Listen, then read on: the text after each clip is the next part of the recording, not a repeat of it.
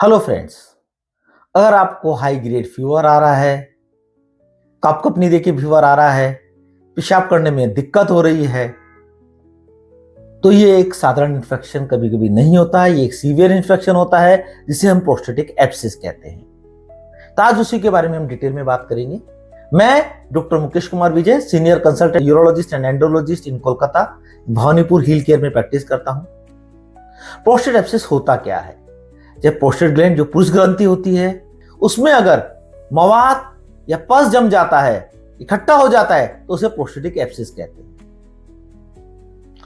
तो इसके क्या सिम्टम होते हैं, क्या इसके कारण होते हैं, कैसे इसको ट्रीटमेंट किया जाता है, इस वीडियो को आप लास्ट तक देखिए ताकि आप समझ पाए कि प्रोस्टेटिक एब्सिस कितना जरूरी बीमारी है जिसको इमीडिएटली अटेंशन का जरूरत होता है, नहीं तो वो बहुत बड़ा कॉम्प्लिकेशन करके आपको सेप्सिस करके आपकी जान के लिए खतरा बन सकता है। प्रोस्टेट एब्सिस के सिम्टम क्या होते हैं? सबसे इंपॉर्टेंट सिम्टम होता है आपको हाई ग्रेड फीवर आता है विद कपकपनी देखकर, राइगर और चिल्स के साथ में आपको फीवर आता है। पेशाब में जलन होती है, पेशाब क्लियर नहीं होता है, बहुत कष्ट करके, बहुत प्रॉब्लम करके आपको पेशाब करना पड़ता है, बार बार पेशाब जाना पड़ता है, एक बार में क्लियर नहीं होता है, स्मॉल स्मॉल क्वांटिटी में थोड़ा थोड़ा पेशाब होता है। उसके अलावा कभी कभी पेशाब में ब्लड भी आ सकता है और कभी कभी आपको पूरे शरीर में इंफेक्शन फैलकर सेप्सिस कर देता है, जिसकी वजह से आपका बीपी कम हो जाता है, सैचुरेशन, ऑक्सीजन सैचुरेशन कम हो जाता है। अगर आपको हाई ग्रेड फीवर है और पेशाब में करने में दिक्कत हो रही है, पेशाब में जलन हो रही है, इमीडिएटली आप यूरोलॉजिस्ट के साथ कॉन्टेक्ट करें।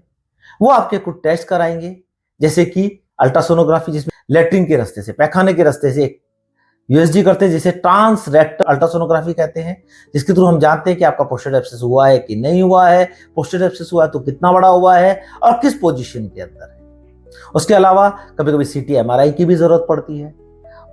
उसके अलावा हम कुछ ब्लड टेस्ट कराते हैं, यूरिन कल्चर कराते हैं। ये करने के बाद हम समझ पाते हैं कि आपका प्रोस्टेट एब्सिस है या नहीं। और प्रोस्टेट एब्सिस है, इन्फेक्शन है, सबसे पहले अगर प्रोस्टेट एब्सिस छोटा है, आपकी सिम्टम बहुत ज्यादा सीवियर नहीं है, तो हम शुरू में हायर एंटीबायोटिक्स, कभी कभी इंटरवेनस एंटीबायोटिक भी देते हैं और सिम्टोमेटिक ट्रीटमेंट करते हैं। किंतु अगर ये एब्सिस बड़ा है, आपके सिम्टम बहुत ज्यादा हैं और आईवी एंटीबायोटिक से भी ठीक नहीं हो रहे हैं, तो उसको ड्रेनेज करने की, यानी पस को निकालने की, मवाद को निकालने की जरूरत पड़ती है। उसको दो तरीके से निकाल सकते हैं। तो ट्रांसरेक्टल अल्ट्रासोनोग्राफी गाइडेड एक नीडल डालकर पस को पूरा खींच लिया जाता है, जिसे एस्पिरेशन कहते हैं। दूसरा, पेशाब के रास्ते से जाके टीआरपी की जैसे प्रोस्टेट टिश्यू काटने से जो कैविटी है वो डी रूफिंग हो जाती है, तो टीआरपी ऑपरेशन करके पूरे पस को निकाल दिया जाता है, फिर एक कैथेटर लगा दिया जाता है। अब ये प्रोस्टेट होता क्यों है, उनके कारण क्या है? कभी कभी क्या होता है कि प्रोस्टेट का जो एब्सिस होता है उसमें एक्यूट इन्फेक्शन होता है, जिसको अनट्रीटेड रखने से प्रोस्टेट एब्सिस हो जाता है। डायबिटिक पेशेंट्स के अंदर प्रोस्टेट एब्सिस का चांस ज्यादा होता है, या इम्यूनो कॉम्प्रोमाइज कुछ पेशेंट्स होते हैं, उनमें इसकी संभावना बढ़ जाती है। उसके अलावा किसी को अनट्रीटेड यूटीआई है, या फिर आपका कैथेटर बहुत समय तक लगा हुआ है, ऐसे पेशेंट में प्रोस्टेट एब्सिस बनने की संभावना होती है।